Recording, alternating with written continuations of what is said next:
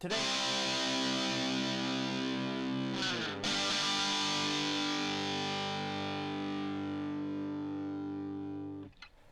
Now, going over to the Culture Problem podcast, you have Bud Light losing the Super Bowl. The sales are flatter than their beer.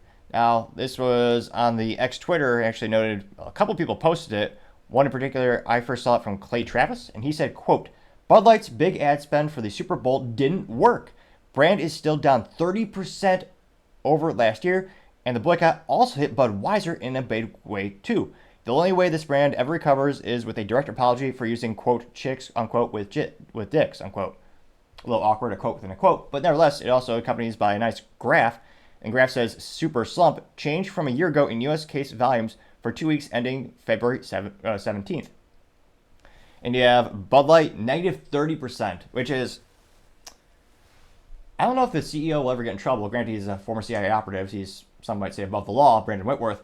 But everyone, in terms of the PR and all the people that they're paying, like all the brand ambassadors, you got Shane Gillis, you got the UFC, Dana White, who's the head of the UFC, they're all saying, oh yeah, sales coming back up. And truth be told, I've talked to a couple of beer distributors, and they say those sales have gone up, which might be true for certain geographies in the U.S., but I mean, on average as a whole, they're still down 30%.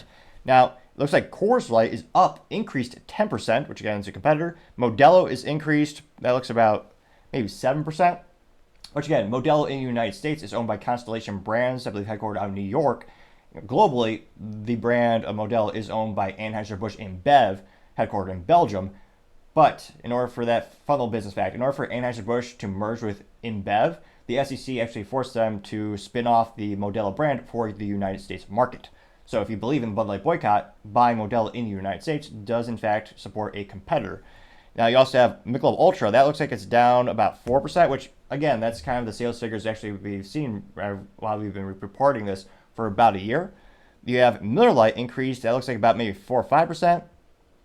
Then you have a decrease of Budweiser.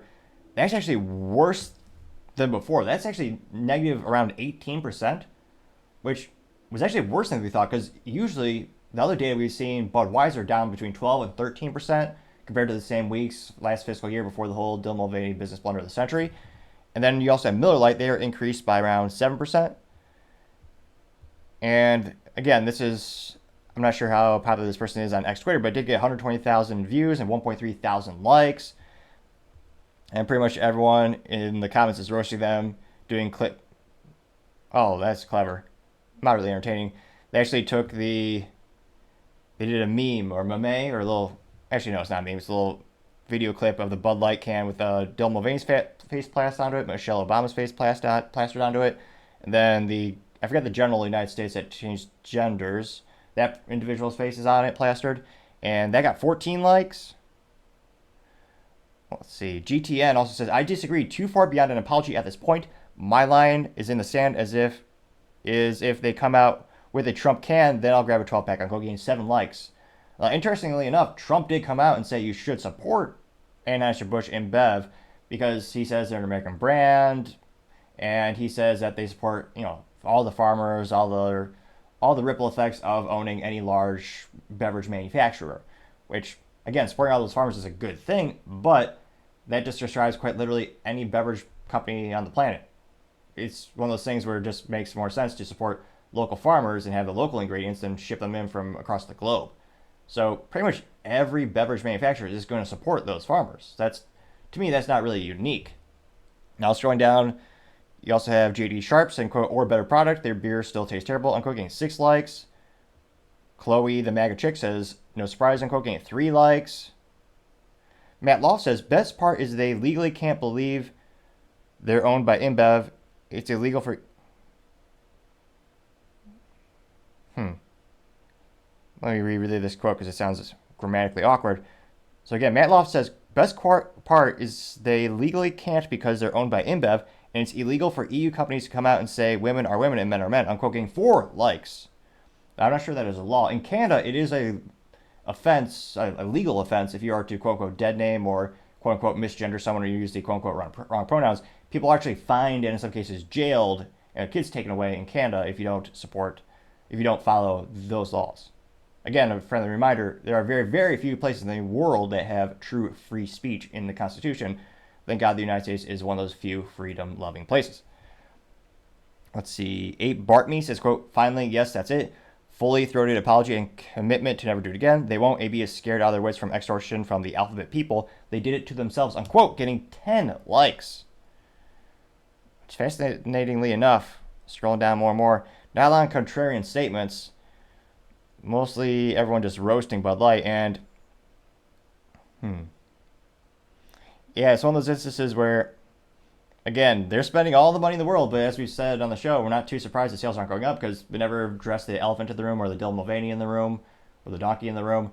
And they're just spending money hiring people who will say anything for money. So it really doesn't, I guess you're winning one or two people back in terms of like people are fans and enthusiasts of sports balls, athletes, and celebrities who will do anything they say or endorse.